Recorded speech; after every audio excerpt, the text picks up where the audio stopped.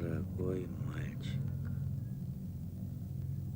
представь себе, я работаю. И что самое забавное, не без пользы для общества. Я просчитал новые сутки. 7200 минут по старому измерению. Это не бессмысленно, как кажется на первый взгляд. Ибо сумерки однообразны. Ведь даже Господу Богу, создавая этот мир, понадобилось сориентироваться во времени. Он придумал сутки, ибо в них заключено разнообразие.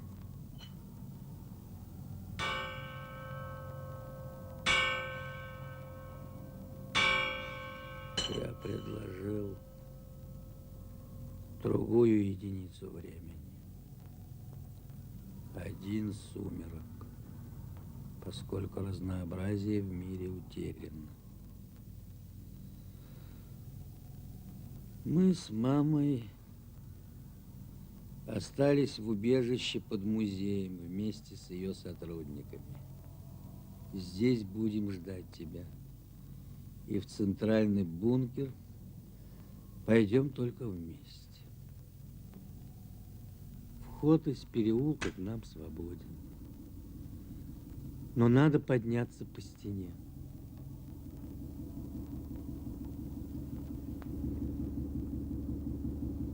Доброе утро. Собственно, который теперь час? Я не знаю. Зачем же вы звоните?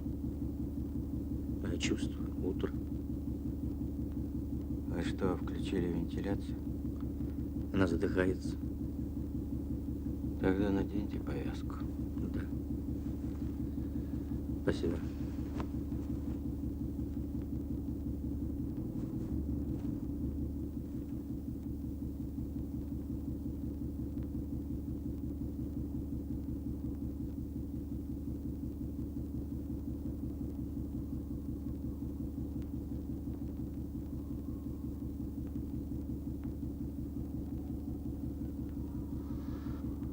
Я сейчас выключу.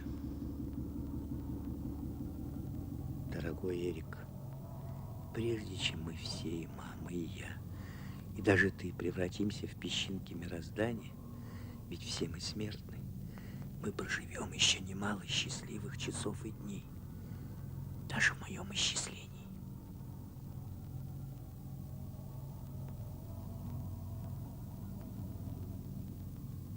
Маме сегодня гораздо лучше. Мы давно так хорошо и так много не говорили с ней, как сейчас.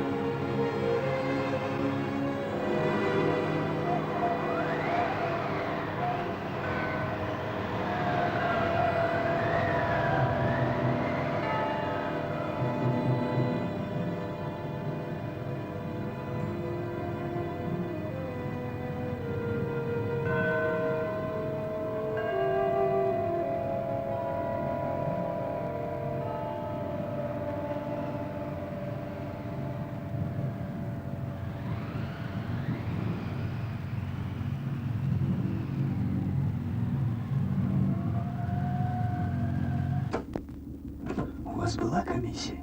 Они сейчас здесь. Я очень волнуюсь. Господи, спаси и сохрани. Раздевайтесь, проходите, пожалуйста. Я должен идти.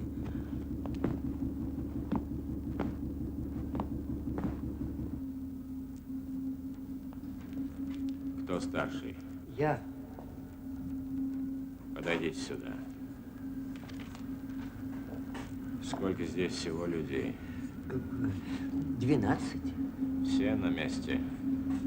Да, все на месте. А это наш гость. Нет, я не претендую. У меня есть пропуск. Чьи это дети?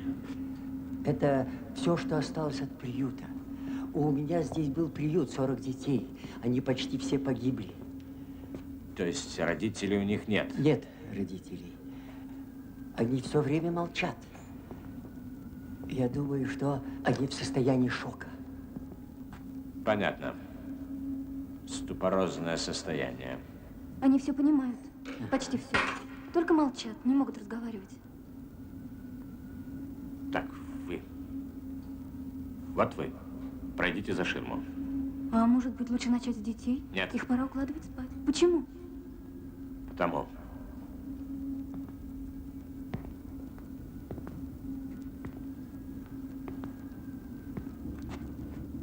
Как тебя зовут? Посмотри сюда. Ты меня слышишь?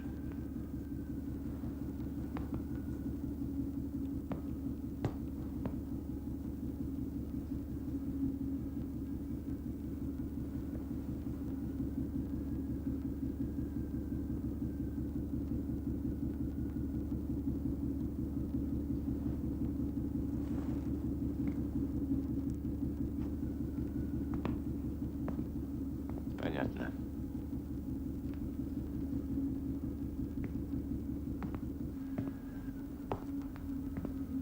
Дети не в счет. Так, повернитесь спиной. Поднимите руки.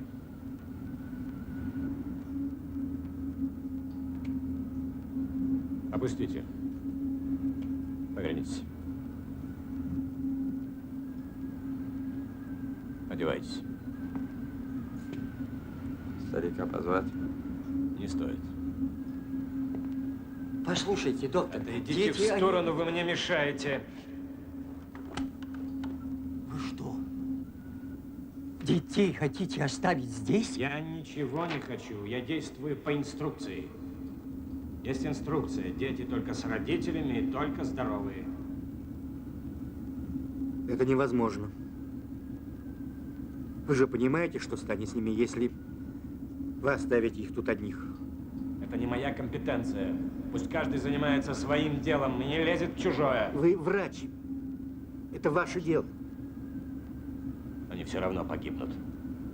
Они больны. Мы не можем обеспечить жизнью здоровых, а вы хотите спасать больных.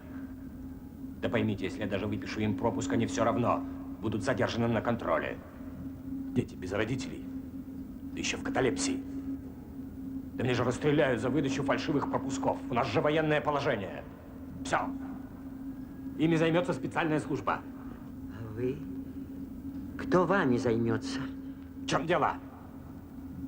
Вы их бросите здесь, а сами спрячетесь в своем бункере. Но они придут к вам все равно, рано или поздно. Вот мертвые придут и сядут вот так перед вами. Как вы тогда будете смотреть в их мертвые глаза? Как вы сможете жить после этого? Какая служба вам тогда поможет? Сколько вам лет? Какое это имеет значение? Очень большое. Для вас. Потому что дряхлые нам тоже не нужны. Так что поищите метрику, если хотите получить пропуск, и заткнитесь. Вы мне мешаете работать. Все, что вы мне сказали или собираетесь сказать, я уже слышал. 10 раз, 20 раз, 100 раз. Понятно? Подойдите сюда. Явка послезавтра. С собой ничего лишнего. Смена белья, одеяла, продукты, если они у вас есть. Все. Я никуда не пойду без детей. Вы не имеете права. Можете не идти. Это ваше дело.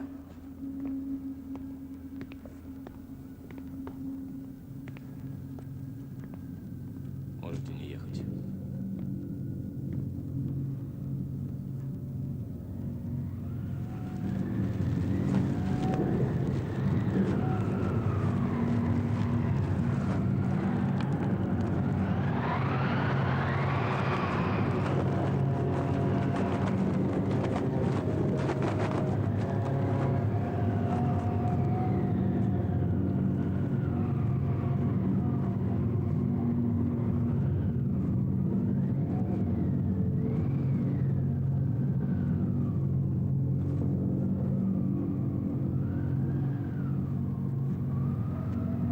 К моменту катастрофы не осталось ни одной сферы человеческой деятельности, которая не находилась бы в состоянии глубочайшего кризиса. Точка. Наука сосредоточилась на создании средств массового уничтожения, каждая из которых в отдельности уже была способна уничтожить жизнь на планете. Точка. Технология повсеместно уничтожала природу и окружающую среду. Точка. Абзац. Политические отношения приобрели амбициозно-параноидальный характер. Точка. Абзац. Искусство стало насквозь антигуманным и вместо воспитания занималось одурманиванием, потакая самым низменным вкусом. Могу я принять таблетку? Позаботьтесь об этом раньше.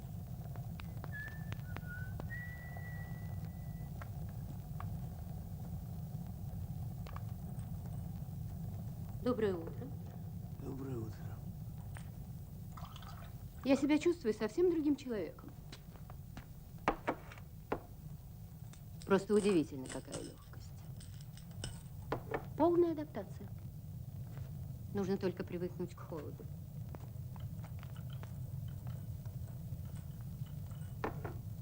Да, я забыла спросить, как самочувствие вашей супруги? Плохо.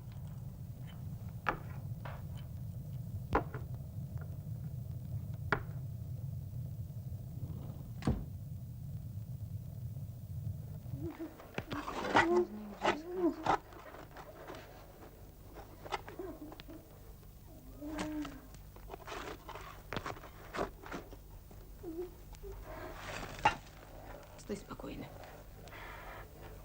Врач из комиссии говорил про какие-то списки. В центральном бункере.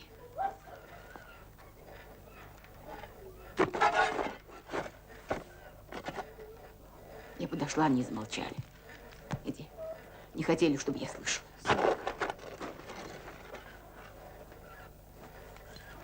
Я очень волнуюсь, у нас же дети.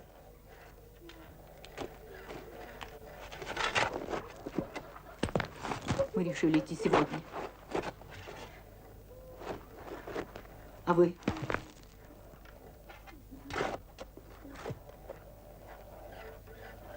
Я не знаю. Я еще не решил. Да. Вот таблетки. От головной боли их нужно растворить на полстакана. Большое вам спасибо. Нельзя смеяться над сумасшедшим. Он такой же сумасшедший, как и все остальные, не больше.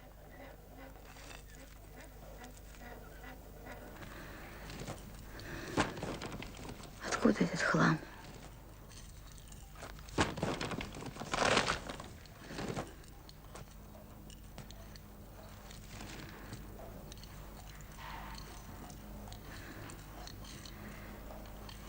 Я спрашиваю тебя.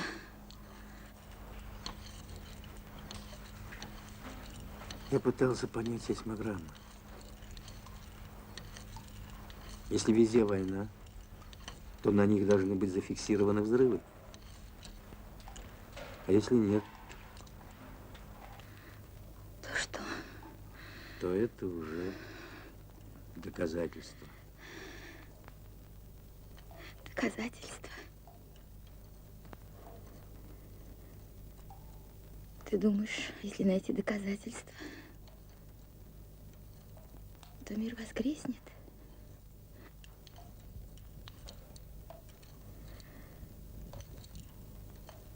Ты что, не видишь, что вокруг тебя происходит?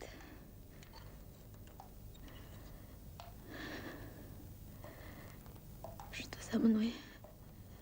Ты тоже не замечаешь.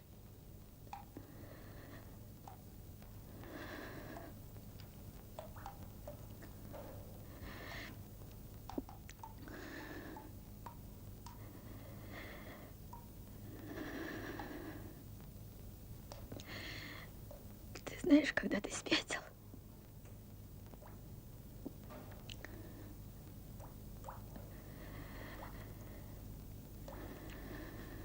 Когда? И еще до всего этого, после своих открытий, после Нобелевской.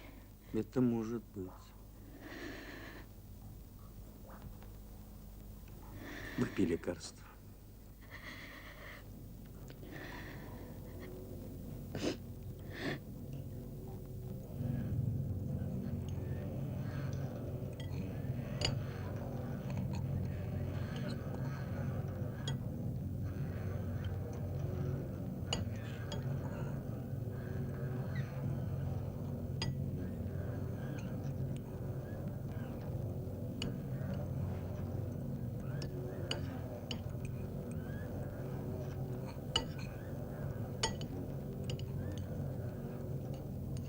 Мой сын считает, что надо идти в центральный бункер завтра, после обеда.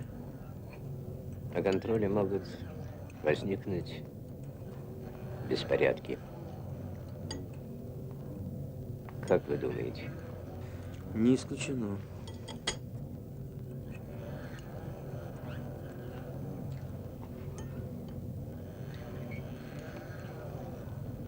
Откровенно говоря,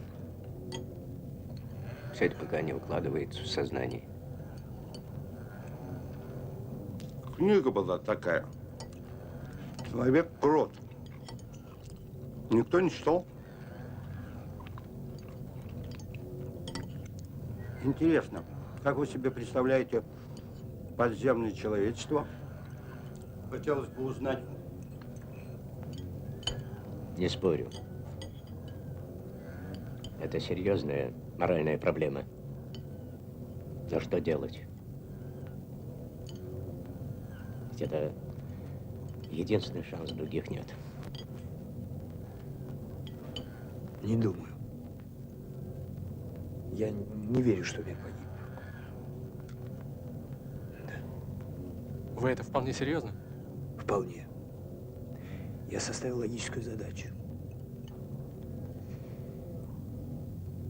Пока всего 25 гипотез. Но из них каждую можно проверить. Со временем, конечно, не сразу.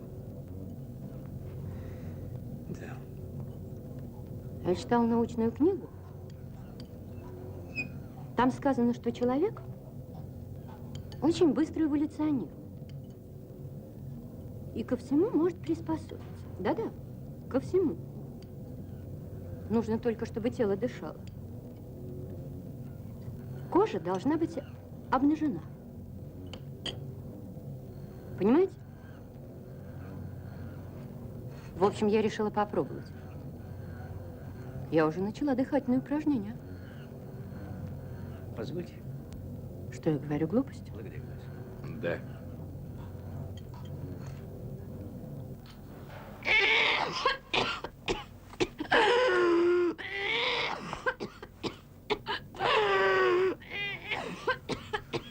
Выпей. Станет легче. Это обезболивающее.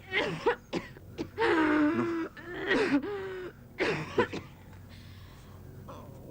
Так. Вот так. Ну, еще. Еще чуть-чуть.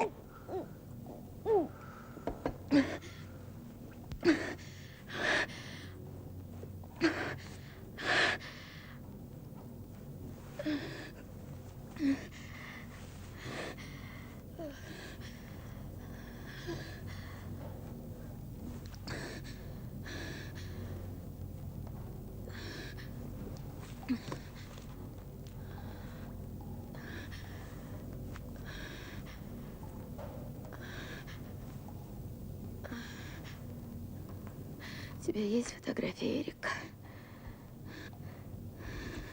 Ну что ты, нет, конечно. Он погиб на улице. Сгорел. Откуда ты это знаешь? Во сне видела. И все-таки постарайся заснуть. Ты иди. Не жди.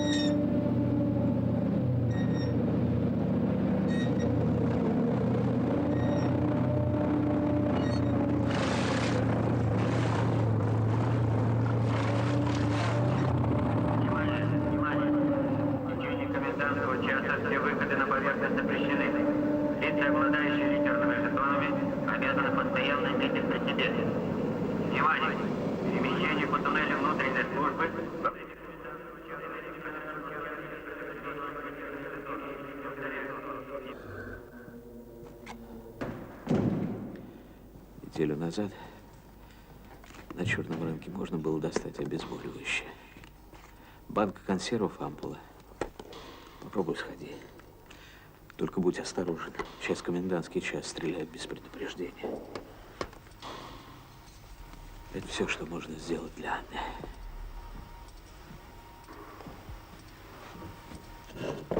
А эскотамон? А что эскотамон? Это же не лекарство, это просто стимулятор. Что-нибудь известно? Пришел приказ. Эвакуация в центральный бункер. Сегодня уходим. А военные? А что военные? Неужели они до сих пор ничего не знают? Ничего. У них инструкция. И что в ней? Все то же самое. Эвакуация в центральный бункер, глубокая консервация, да много чего. Консервация это что? 30 лет под землей, а может 50, а может всегда.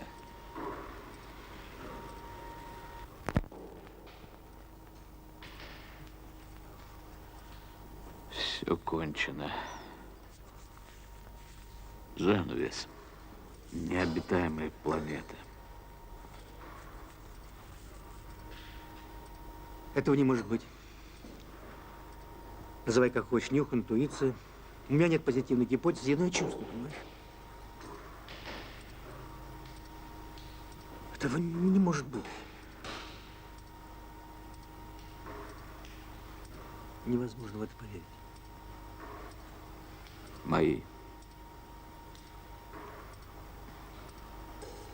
Мои все сгорели. Это может быть?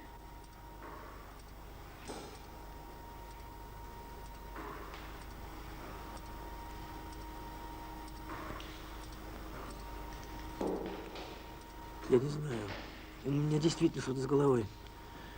Может быть, даже амнезия. Надо составить логическую задачу, надо найти гипотезу. Я не знаю, что делать. Горный воздух и полный покой.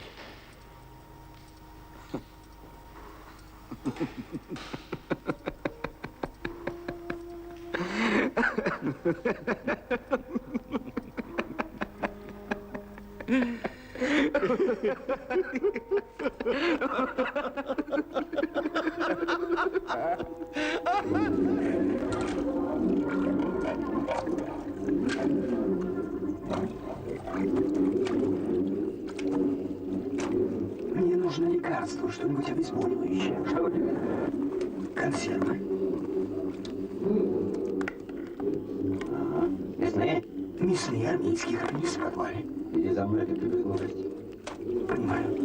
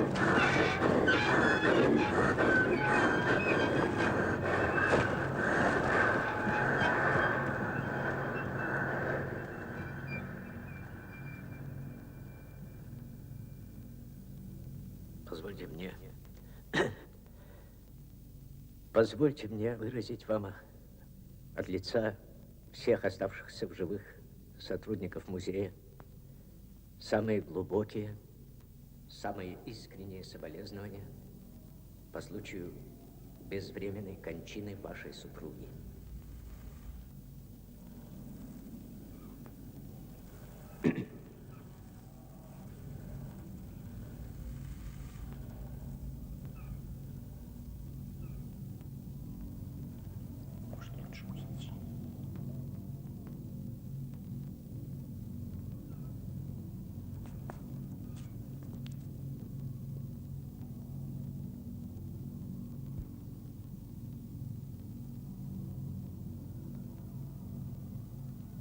Дорогой Эрик,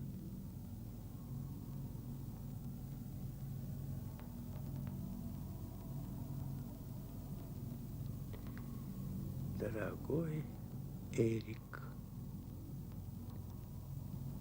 некоторые утверждают, что дети живут радостью познания мира.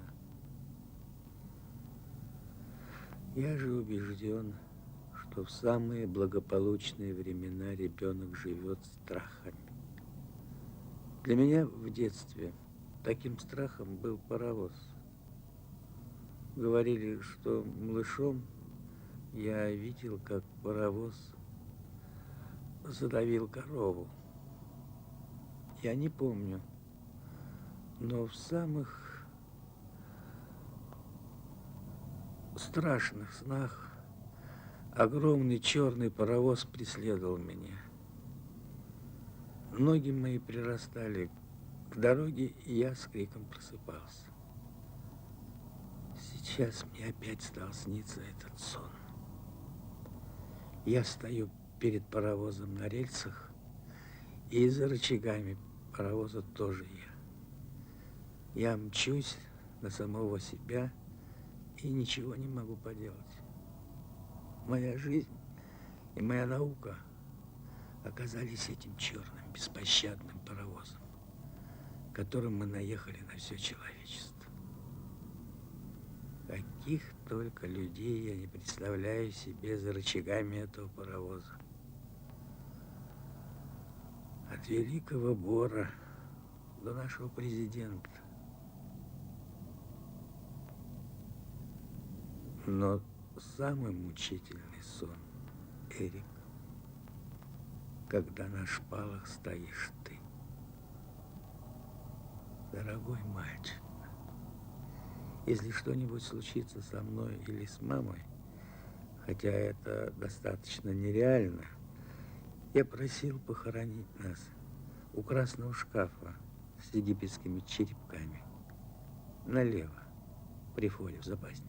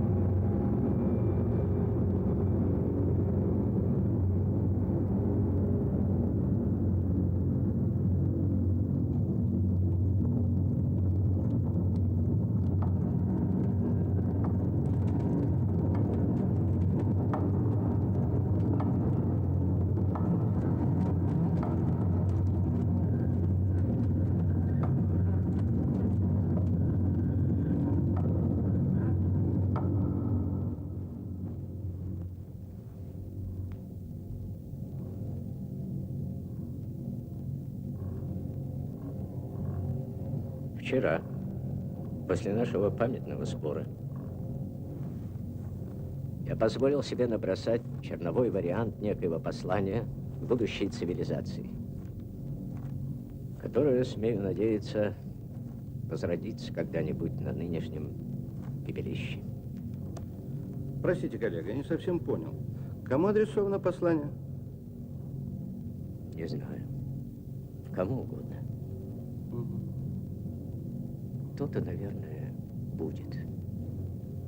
Пришельцы из космоса. Мутанты. Мутанты. Прошу прощения, я должен идти. Очень много работы.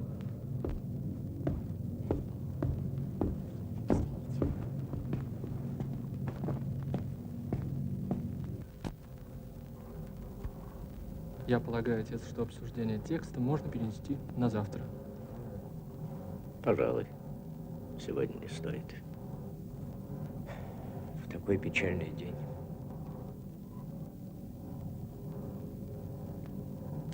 Пора, наконец, признать, что вся история человечества – это история затянувшегося самоубийства живой материи, которую космическая случайность наделила способностью мыслить и которая не знала, что делать с этой случайной роковой способностью. Точка. И не нашла ей лучшего применения, как создание наиболее эффективных способов тотального самоубийства. Точка. От веревки незабвенного Иуды Это становится невыносимым.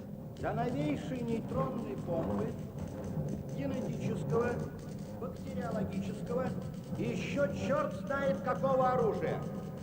Восхитительный прогресс. Расцвет разума. Точка. Воровство. Вот сущность науки. Воровать И все-таки кое в чем совсем для нас не предназначен. наш коллега, пожалуй, прав. Оставаясь на пещерном Что вы хотите сказать? Точка. Что Ветхие сделал ценности уничтожены. воспетый нашим искусством? Они оказались несостоятельными. Не изобрел, не открыл, а украл. Там, Вот сущность. Точка. под землей, мы создадим новое человечество. А в это время наши уважаемые Дадим ему новую мораль занималась тем, что выдавала и новые заповеди. пытаясь доказать Ненавидь ближнего своего. лицемерное объяснение, Ненавидь дальнего своего. называемый гомо сапиенс, Ненавидь является самого себя. подобием Бога, что она якобы звучит гордо, Воображаю, не подобие, что вы создадите. пародия, восклицательный Я вас понимаю. знак. Причем, когда ты Вам это чуждо. подражать вроде некому, она сорвалась с цепи. Вы очень похожи на моего отца. Тут-то и началось самораскрытие вида. Вы, простите за откровенность, Так и началась. Жалкие попытки, последние гуманисты, оставленные кровавым колесом истории. так сказать, Точка. мамонты. Что? Много шедевров собрать? А? 2-3 десятка картин, 2 сотни Где книг и пора? дюжина пластинок. Вот и все ваши шедевры. Это за 6000 лет. Я провожу вас, отец. Вон там наверху ваш музей, а здесь жалкая фальсификация. Пора, наконец, признать, что мы фатально не состоялись, что мы опозорились, не использовал бы соттой доли того, что дала нам природа. И если есть в космосе мировой разум, он должен смотреть на нас с отвращением и брезгливостью. Сорвавшиеся обезьяны! Вот мы кто! Я требую записать это мне в послание.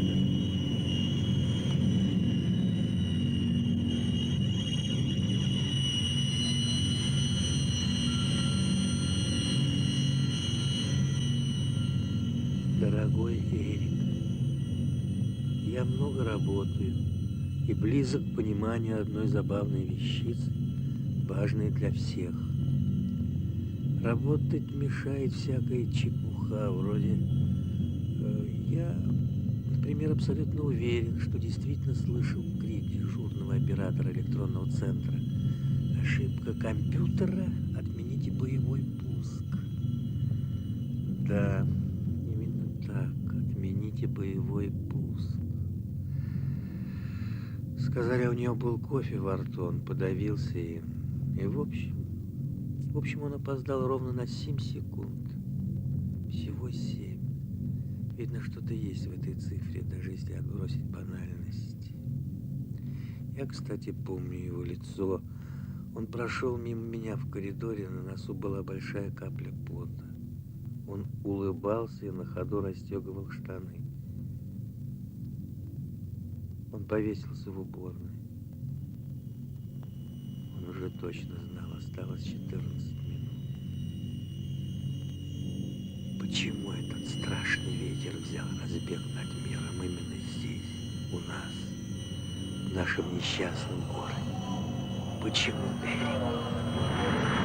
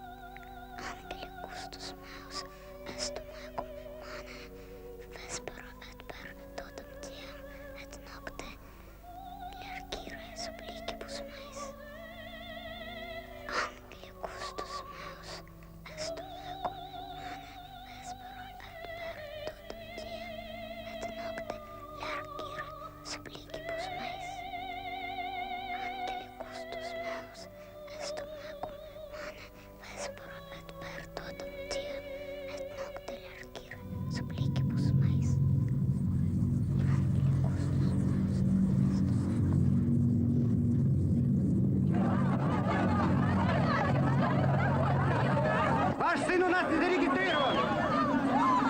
Подождите. Скажите, пожалуйста. Послушайте, это какая-то ошибка. Обещали Вы... узнать. Скажите. Вы слышите меня? Да, слышу. Но ведь регистрация еще не закончена. Бесполезно. Простите. Подождите, я ничего не слышу. Что? Что вы говорите? В пятом годе, а не в шестом. Простите.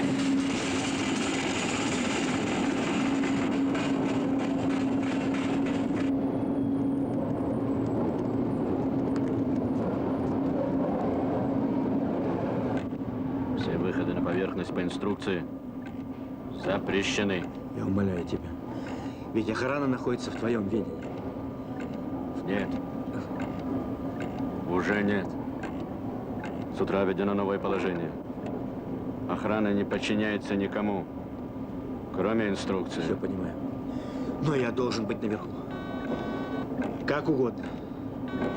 Там Эрик, там Анна. Для особого распоряжения на поверхность могут выйти только покойники. Перезвоните. Понимаешь? Нет.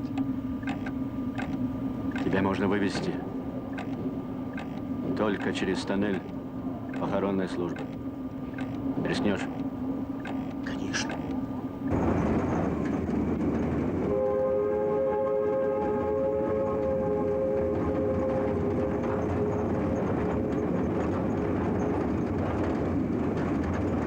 Будь осторожен. Осторожно на контроле. Там есть боковой тоннель.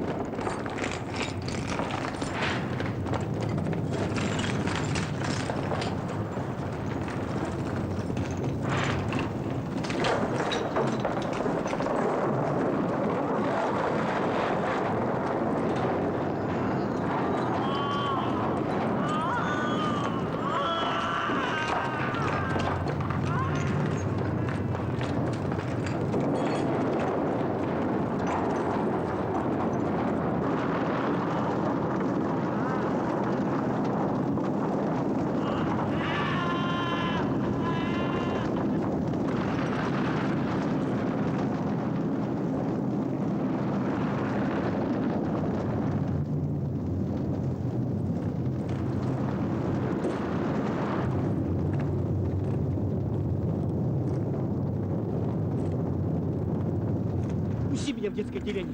Ты что? Он мог обгореть. Санитары стараются. Он мог обгореть, он там. Не сходи с ума. Он там, я чувствую, что он там. А ты меня не пускаешь. Там нет ни одного ребенка его возраста. Я прошу, пусти меня в детское отделение. Ты не отец. Ну иди, иди. Я сам. Сам. Пропусти его.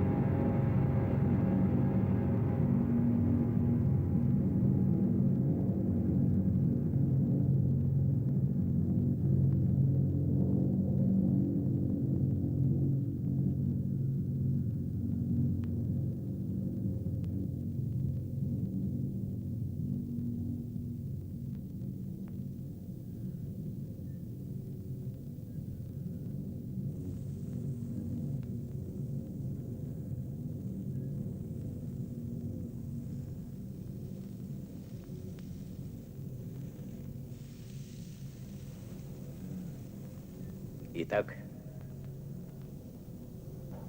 судя по всему, история человечества закончилась. Что ж, пора подвести итоги. И думаю, сделать это надо спокойно, без вульгарной аффектации.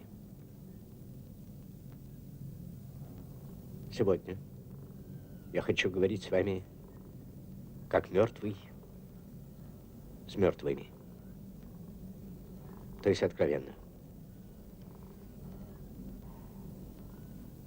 Позвольте предложить вашему вниманию небольшую речь в защиту человечества как биологического вида.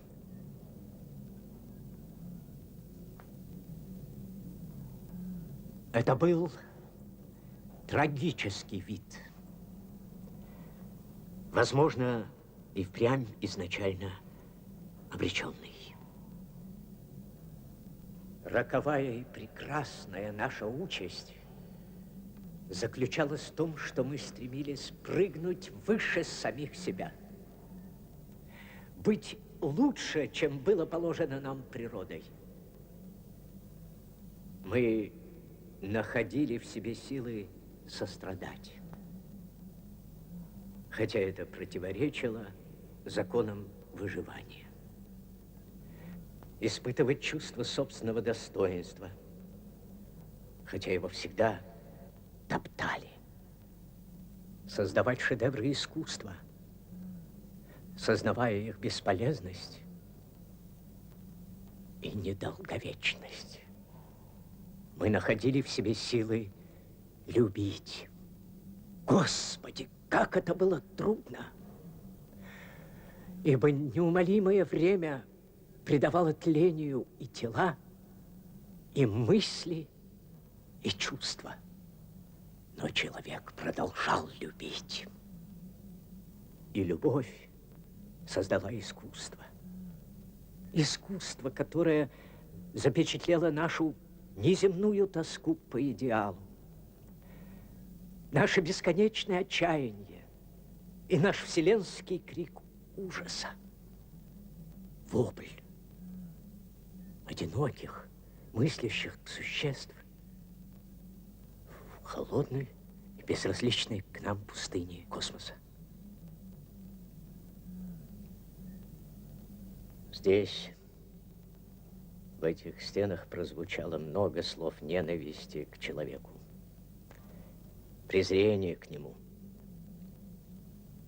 и насмешек. Но сегодня я не брошу в него камень. Нет, я скажу так. Я любил человечество. И люблю его сейчас, когда его уже нет, еще больше. Именно за его трагическую судьбу. И я хочу сказать вам, коллеги, я хочу сказать вам, я люблю вас. Для каждого свой скачок сознания. Возможно, это мой. Я хочу, чтобы вы это знали. Сейчас я уйду в свою комнату, и для меня все кончится. В конце концов, мы взрослые люди, и смерть не так уж страшна. Когда погибло все. Все же, послушайте, неужели вы...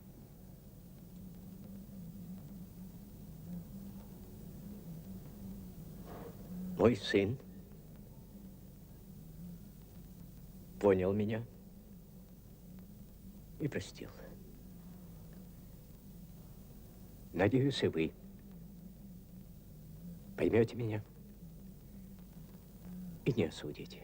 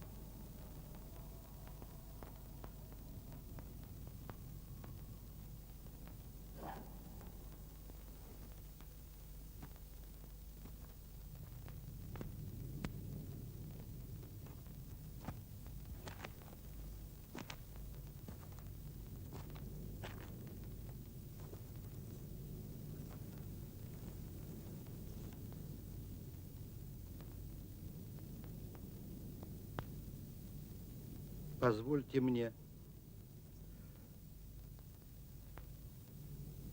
выразить самые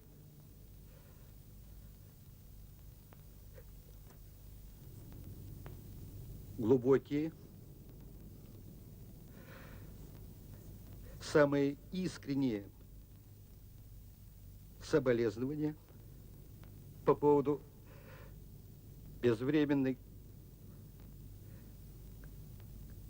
кончины вашего отца.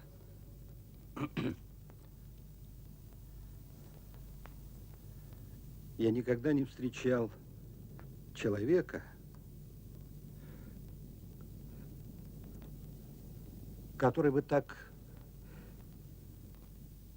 действительно так преданно относился к искусству. Вы вполне можете...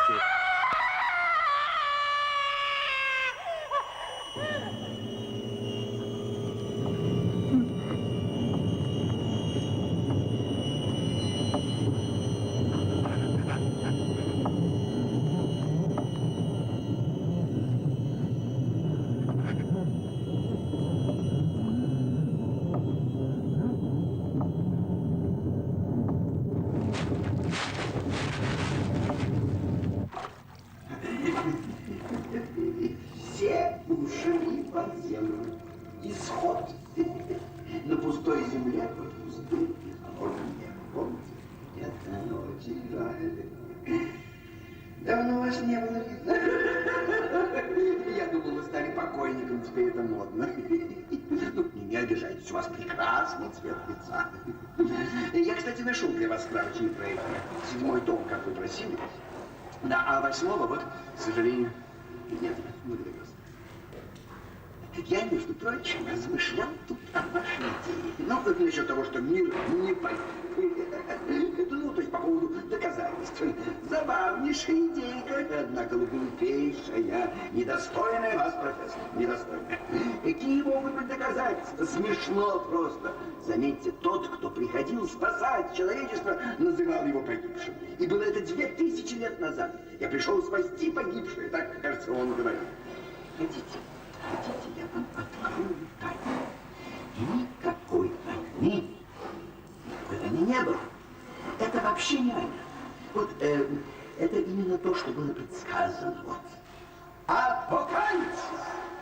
Все было запрограммировано. Программа от рождения и до смерти в точно предсказанный день. Потому астрология и пользовалась всегда таким успехом. Да что астрология? Любые гадалки, прорицатели. Ведь предсказывали, и это доказано поразительно точно. Какие же все нашли.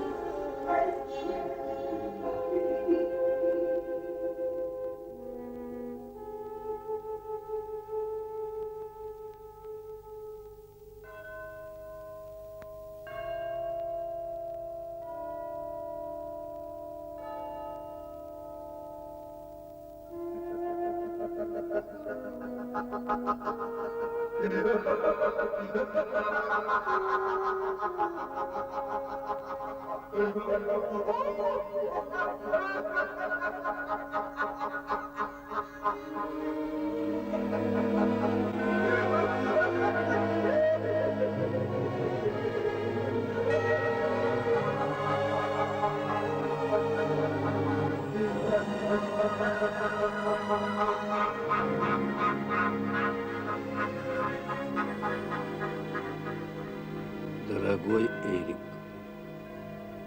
сегодня я встал, оделся и в течение часа решил уравнение Дана Купера. Тебе это, конечно, мало что говорит, но мой институт бился над этой штукой лет 30 или даже более. Что-то происходит с серым веществом моего мозга. Мне нужно всего 11 таблиц, и я смог бы, наверное, просчитать вероятности дальнейшей жизни живой материи. Удалось достать только 3. Оказалось, что военные справочники теперь бесценны на черном рынке из-за толстых картонных переплетов и натуральной бумаги. в автономных системах отопления они дают больше жар. Как видишь, литература теперь просчитана с другой стороны. Последнее время мне снится один и тот же сон. Бутылка содовой воды, которую я не допил. От чего?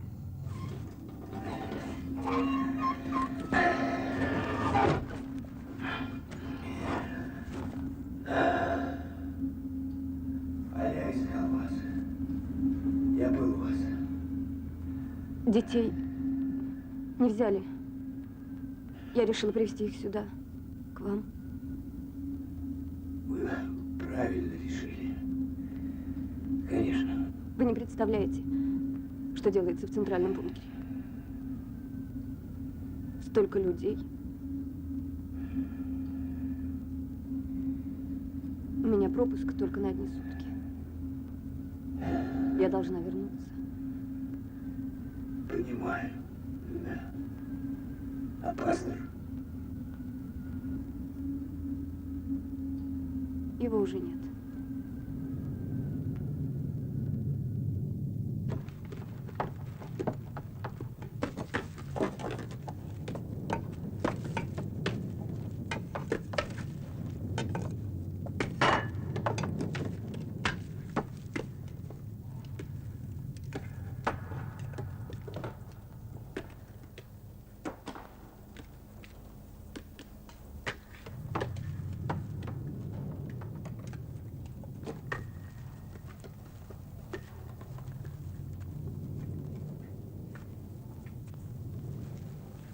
Нужно немедленно уходить, собирайтесь. Я же остаюсь, вы знаете. Что ж, нам очень жаль. Прощайте.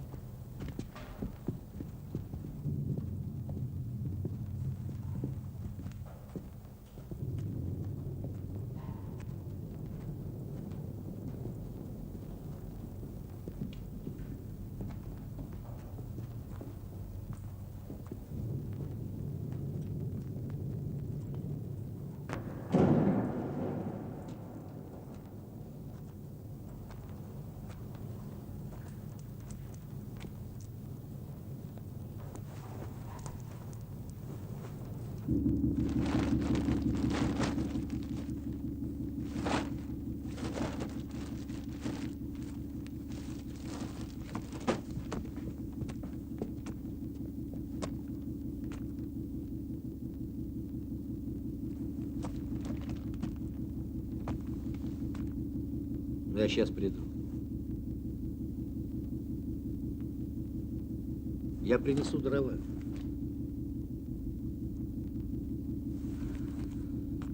Я сейчас приду. Вы что, мне не верите?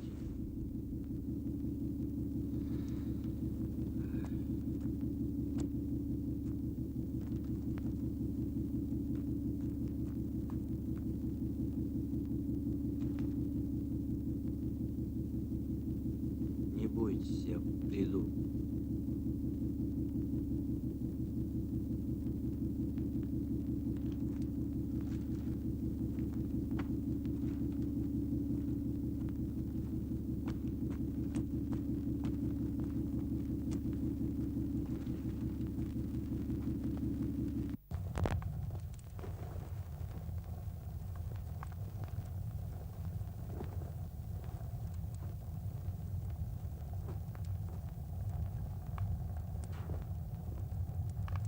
Давайте спать. Уже поздно.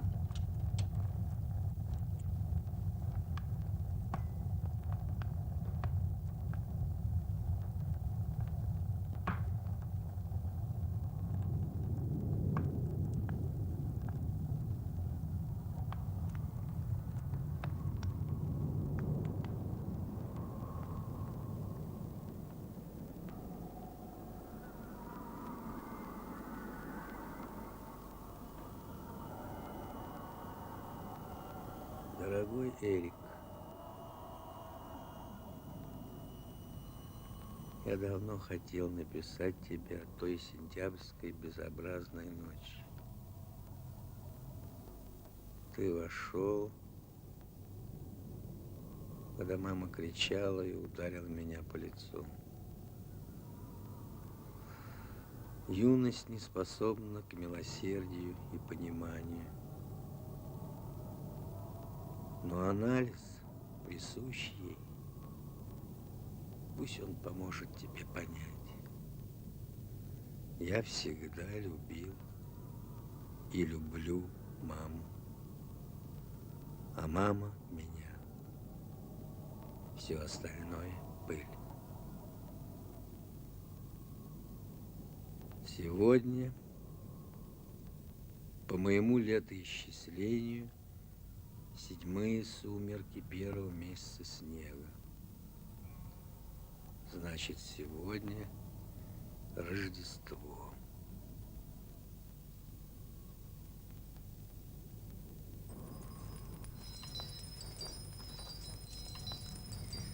В этот вечер вы должны помнить это. Люди всегда старались порадовать друг друга. Сделать подарки. Угостить чем-нибудь вкусным.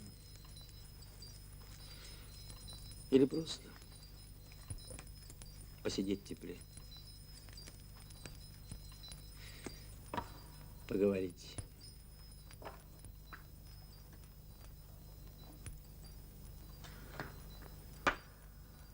А потом все выходили на улицу встречать первую звезду, помните? И тот, кто видел ее, бывал счастлив. И все его желания сбывались. Вот мы тоже пойдем сегодня встречать первую звезду.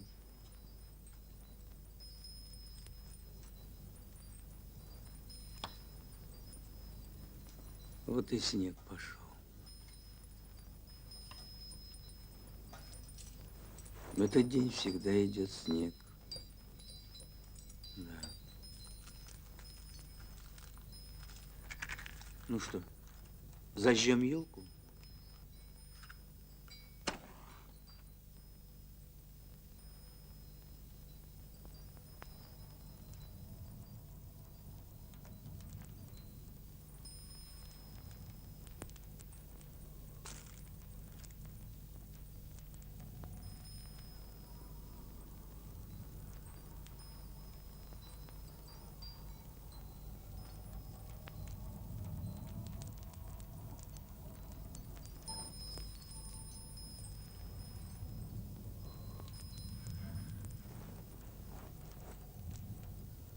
Ну вот.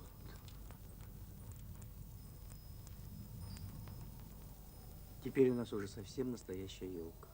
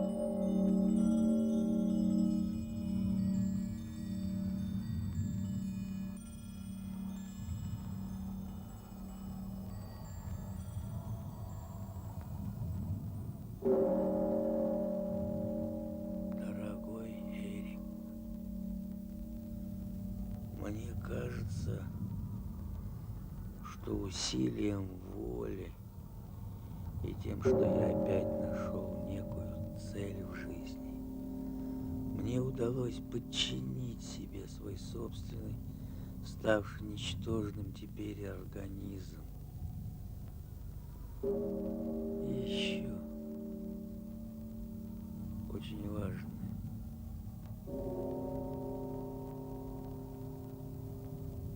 Эрик. Мальчик мой, не бросай меня в этом мире.